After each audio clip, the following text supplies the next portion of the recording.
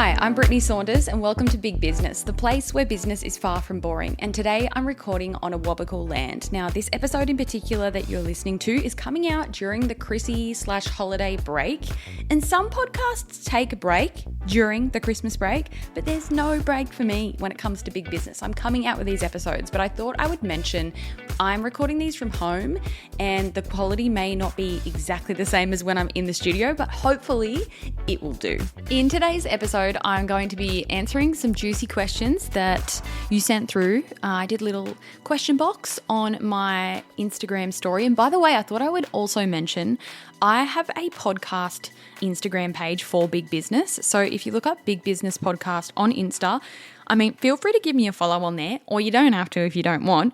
But if you ever have a question for me and you would like me to answer it on the pod, or maybe you've got like a scenario or you want advice on something, I love doing these kinds of episodes where I'm quite literally answering the questions or scenarios or dilemmas that you have for me. Send me a DM on that account because I don't get anywhere near as many messages on that account as I do on my main one. So if you've ever got a question, slide into my Big Business Podcast DMs and let me know because I love giving the listeners what they want. Question number 1, are you against your staff discussing their wages? Absolutely not. They're more than welcome to discuss whatever they want with one another. And I have heard stories, I'm sure they're true, but I've heard stories that some companies have written it into their contracts that they're not allowed kind of thing. And I don't know, is that legal or not? I don't know. But we've never had any type of conversation like that with any of our team members. It's not written anywhere. They can do whatever they want. They can talk about whatever they want. And I think that's another thing too. People are going to talk, co-workers are going to talk, especially when they become friendly with one another. And you can't really stop that. And I don't know about the companies that have written it into their contracts, you must not discuss your wage with someone else. But I think people are still going to talk regardless. So no, that's never been an issue for us. We've never had any issues with that. And do our staff talk about their wages with one another? Most likely, I'd say. But that's fine by me. We've never had to have that conversation or thought. But it's a very good question. The next question comes from the same person. Shout out to this person. You were sending me very juicy questions. And this question is, how many people have you fired and was it hard or easy? If I had to go back and think, I want to say less than 5 or it could be less than 3. In my experience, what I've personally found, and I don't know if I can speak for every other business owner, but when you're dealing with a staff member who is heading down the wrong kind of way within your business, oftentimes, in my experience, they'll leave before you have to terminate their position. I think just because they would be aware of whatever's happened or what's been going on kind of thing. So a lot of the time, I find that they kind of take themselves out of the company anyway. So we've definitely experienced that quite a few times. But when it's come to actually firing people, I want to say 3 times over the 7 years or however long we've been going for now. It's really not many. But in saying that, what we have dealt with more than firing people is just dealing with little conflicts and, having to issue warning letters or just having a non-disciplinary meeting, if something has popped up. And I want to say that that is harder than actually having to terminate someone's position. Now, I'm not the best person, obviously, to talk about firing people because I really don't have that much experience compared to some people who, work for huge companies and they fire people every left, right and center every second day of the week. I don't know. So I feel I'm not the best person to give full advice on it, but I can definitely talk to the point of having to have tough conversations and the times that we have had to terminate people's positions. I feel the word fired is so harsh. It's so harsh. I'd rather say terminate your position with us. It's definitely not it's not easy. It's not fun. Even just on the topic of like having to have a disciplinary meeting with someone, like it's never fun. Like everyone can feel nervous, and most of the time people, when they're being offered one of those meetings, you know, they know what you're going to be talking about because maybe something's happened in the workplace. You need to sit down and say, look, like this has happened and here's how we're going to move forward.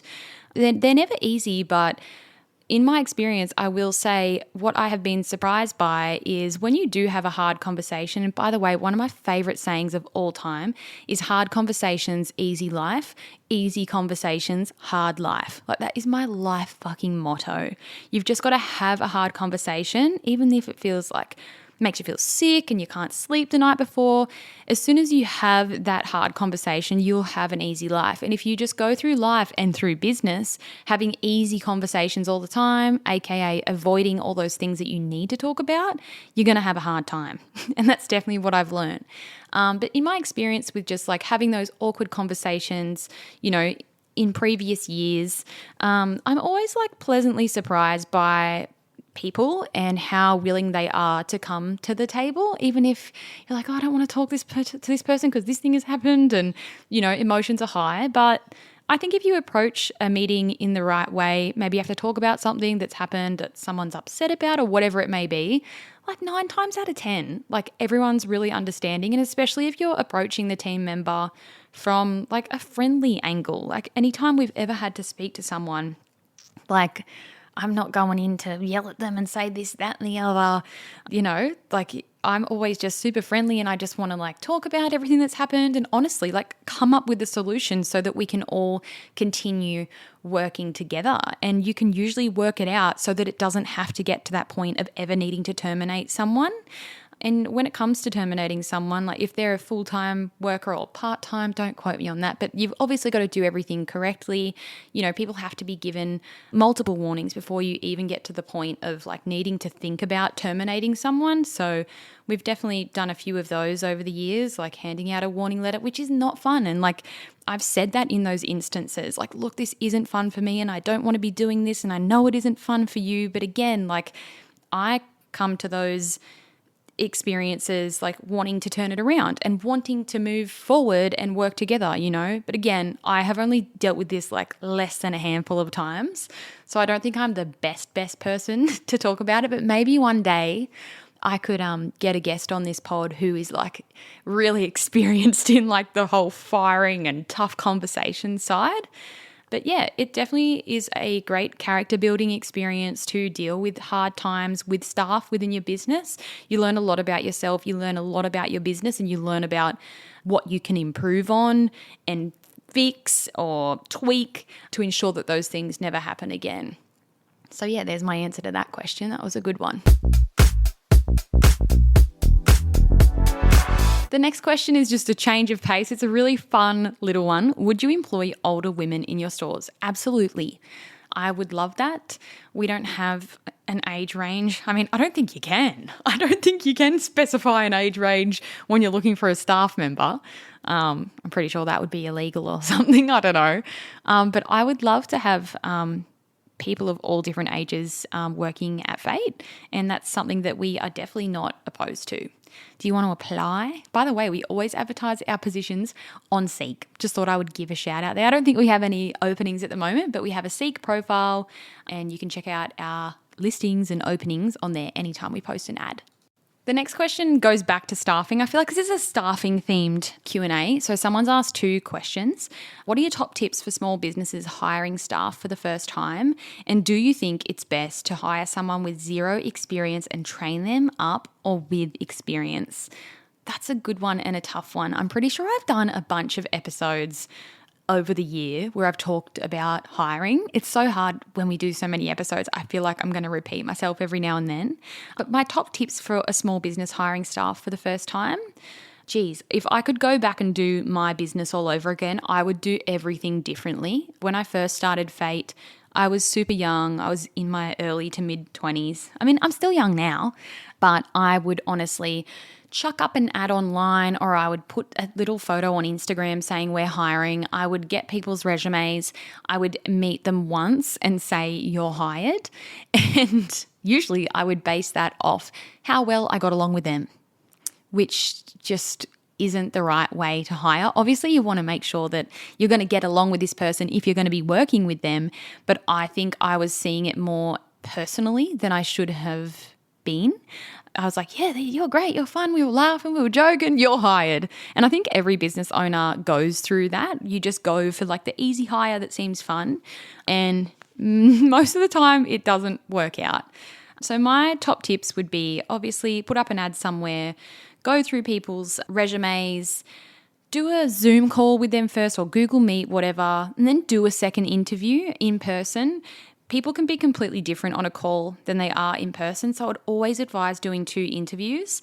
And my final piece of advice is if you have any inkling of doubt, even just one little thing that you notice in the interview that makes you like question, oh, I don't know, because they said that one thing and it was weird, don't go ahead with the hire. Because most of the time, like when you get a little feeling or your gut feeling, it's always bloody right. Call reference checks if you have to. I mean, I think that just depends on like how big of a role it is, and if they're just coming in for, a casual employment, maybe you don't need to call their references. But if it's kind of more of an important role, or they're going to be working 5 days a week and like running your business, maybe you will want to call a reference check.